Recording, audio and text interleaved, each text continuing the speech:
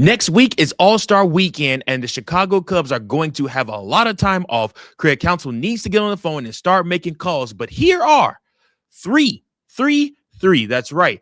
Three things that the Chicago Cubs can do to gain ground in the NL Central and potentially become a powerhouse and win the NL Central.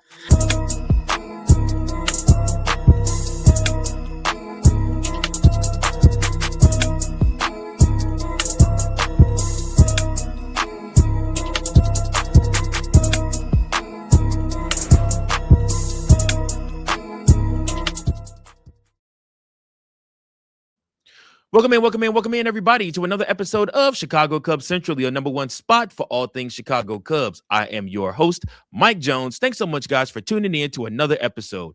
All right, so, guys, listen, the Chicago Cubs are once again facing off against the Baltimore Orioles. They will close out this series on Thursday, and then after that, we got a Friday series in Cincinnati.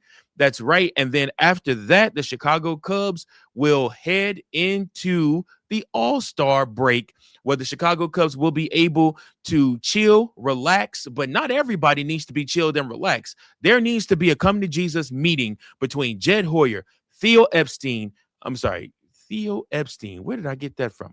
There needs to be a come to Jesus meeting between Jed Hoyer, between Craig Counsell, and between Tom Ricketts to make sure that the Chicago Cubs are on the right track and potentially heading in the right direction to go ahead and win. That's right. I said win the National League Central Division. As you know, the next 3 months, the dog days of summer, as they are called, are the three most important months of baseball. You look at the end of July, you look at August, and you look at September. This is where you plant your flag. This is where you say, okay, now we're in business.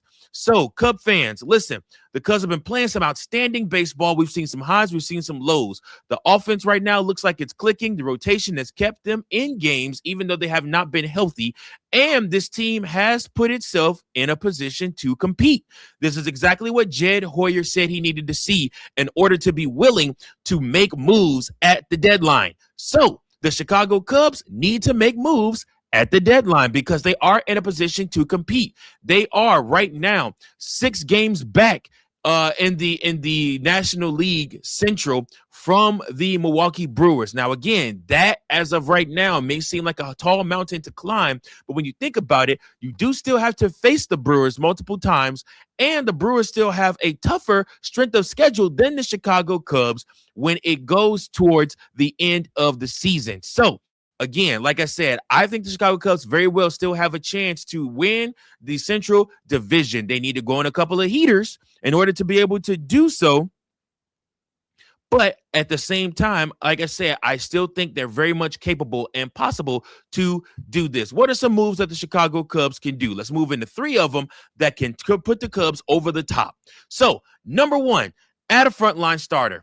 Guys, let me tell you something. This has to be top priority. We've talked about it. We've preached about it. We've spoken about it. We're going to be talking about it next week when I have guests on the show. I can't wait to hear what their thoughts are. Maybe they'll give us some more thought-provoking stuff.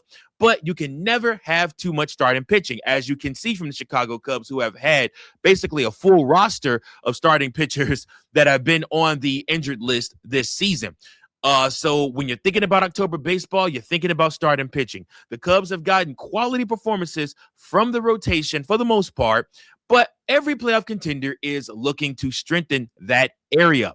Imagine going into a postseason series with Shota Imanaga, Matthew Boyd, and one more proven veteran at the top of their rotation. Suddenly, every game becomes a matchup the Cubs realistically could win. That's what I'm talking about. That's what I'm thinking about. I'm not just thinking about making it to the postseason. I'm thinking about how do you win in the postseason? The biggest question, obviously, will be, of course, what is the price? Would you move a top prospect like I don't know if Matt Shaw is necessarily a prospect anymore, but would you move somebody like a Matt Shaw who's come up in trade talks? Would you move somebody, like a Jackson Wiggins? Would you move somebody like a Kevin Alcántara if it meant that you could get back someone in the realm of a starting pitcher position such as a Freddy Peralta, a Joe Ryan? These are names that have come up with the Chicago Cubs and names that people have talked about. Now, obviously, Joe Ryan's having an amazing season. Freddy Peralta, not so much. But I think a lot of what Freddy Peralta is just going to that in the mud Mets organization that can't figure out how to get themselves out of the hole that they're in. But like I said, still, and in the same breath, you look at the Chicago Cubs and you say to yourself, man, they're in a great position right now, but the position can get even better. With that being said, sometimes you have to give up good players in order to get great ones. So the Chicago Cubs have to look at that and think about what they can do to get the to get somebody like that. So let's look at what Freddy Peralta would bring you. If you're following the rumor mill, like I said, this is probably the name you've heard the most. Reports continue to link the Cubs to Freddy Peralta, even though him and the Mets already made a trade for David Peterson. He is one of the top starters that could be available before the trade deadline. He's viewed as one of the premier rental arms on the market. Chicago has repeatedly been mentioned as a logical fit because of Craig Counsell's familiarity with him. I mean, let's just be honest. I love the fit. It works. Peralta has pitched in big games. He misses bats, and he immediately slides near or at the top of the Cubs pitching rotation. Downside, he ain't going to come cheap. The even more downside, he's a rental. The Cubs would almost certainly have to part with at least one of their top prospects, maybe even two, depending on how competitive the market becomes. If Jed Hoyer believes this team can win the World Series, though, this is exactly the type of move that you make. I did an episode last week on Joe Ryan, so I won't spend too much time on him, but he's another intriguing name that we keep hearing about. He's not considered as likely to be moved as Peralta, but league insiders continue to mention him as a potential trade candidate if the right offer comes along. Because Ryan has additional team control beyond this season, his asking price would be even higher than Freddy Peralta. Personally, I'd rather pay a little more for a pitcher you control beyond this season than overpay for a rental. If the Cubs can land Joe Ryan, though, you're not just improving your roster for this year, you could be strengthening your rotation for years to come. So again, like I said, you got to think about all of that. When you're thinking about how the first point of how you become better as a team and compete. Now, what's the next thing you need to do? Again, we're sticking with pitching, y'all. Strengthen the bullpen. Here, if there's one area that still concerns me, it's the bullpen. We've seen too many games where the Cubs have controlled things early, only to make the late innings much more stressful than they have to be because we don't have the bullpen help that we need. For me, it isn't about adding just one reliever. I think the Cubs should look to bring in two high-leverage bullpen arms. Imagine having multiple pitchers you trust in the 7th, 8th, and 9th innings. Guys, that shortens games, takes pressure off the starters, and gives Craig Counsell more flexibility every night. That's right. The Chicago Cubs have to look to get better each and every night and get better around the margins.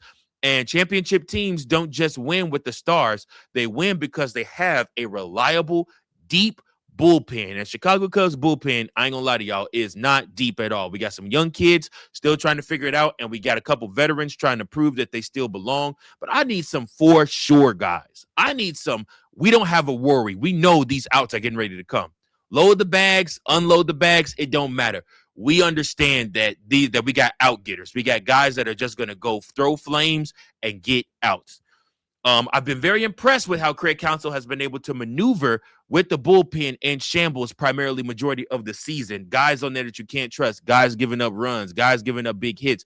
But yet and still, the Chicago Cubs have over 50 wins going into All-Star break. You couldn't ask for much more, man. Like I said, he has maneuvered well. So the Cubs have also been connected to adding bullpen help, and like we said, honestly, they need it. Most analysts expect Jed Hoyer to pursue at least one experienced late inning reliever, and many fans believe the Cubs should add two to shorten up the games in October.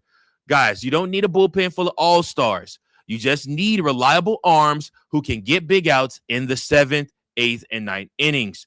Those are the moves that often separate playoff teams from championship teams. And last but not least, guys, you got to add another right-handed bat. This is the same thing. We find ourselves in the same awkward position every single year. But the Cubs have scored runs this season. But postseason baseball is different. You'll eventually face elite left-handed relievers throwing upper 90s with nasty breaking balls. When that happens, who do you want coming off of your bench? I love to see the Cubs add a veteran right-handed hitter who can play multiple positions, provide a quality AB late in games, and deliver in big moments. Now, these guys aren't always the flashy moves, but they are often the ones that make the difference in October.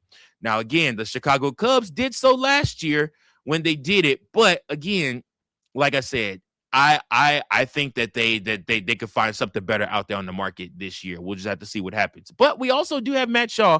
If we don't end up having to trade him, I don't mind Matt Shaw coming off the bench and being a spark plug off the bench for the Chicago Cubs for the rest of this season either.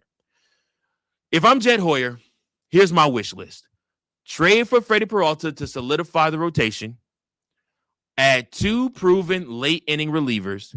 Bring in a veteran right-hand bat who can provide quality at-bats off the bench. Now, if the Cubs pull off these 3 moves, I truly believe they'll become the team to beat in the NL Central and a club that no National League contender wants to face in October. But listen, it ain't just about what I think. What do you guys think about all this? I mean, I understand, like I said, that these 3 moves really put the Cubs in a good position. But we also have to ask ourselves, should the Cubs trade top prospects? Now, this is where Cub fans are divided. Prospects represent hope. They're exciting because what they could become, but there's another side to that conversation. Championship opportunities don't come around every season. If the Cubs truly believe they can compete for a World Series this year, there comes a point where you have to be willing to use your prospects, move them to get depth, and improve your big league roster. You don't trade prospects just to make headlines. You trade them to make you win right now. So, can these moves win the NL Central? In my opinion, absolutely. If the Cubs add one frontline starting pitcher, 2 dependable late inning relievers, and 1 veteran right-handed bat, I think they become the favorites to win the division and a team no one wants to face in October. The foundation, guys, is already there, and I still don't think we've seen the best of all the Cubs players. But we have to finish off this roster, and it's up to Jed Hoyer to put the pieces together to give Craig Counsell what he needs to manage us as far as we can go. Now, this could be the most important deadline of Jed Hoyer's tenure with the Cubs. Standing pat would be a gamble. Making 1 move might not be enough. But if the Cubs aggressively address these 3 areas, I believe this gives them the best chance to win the NL Central and make a deep postseason run. Now, I want to hear from you. If you're Jed Hoyer, what's 1 move you're making before the trade deadline? Would you trade a top prospect if it meant bringing in a championship to Chicago? Let me know your comments below. If you enjoyed today's episode, make sure you hit that like button, subscribe to Chicago Cubs Central, and turn on the notification so that you never miss a new episode. Thanks for watching, guys. This is always a blast. And as always, fly the W, go Cubs, go. Peace.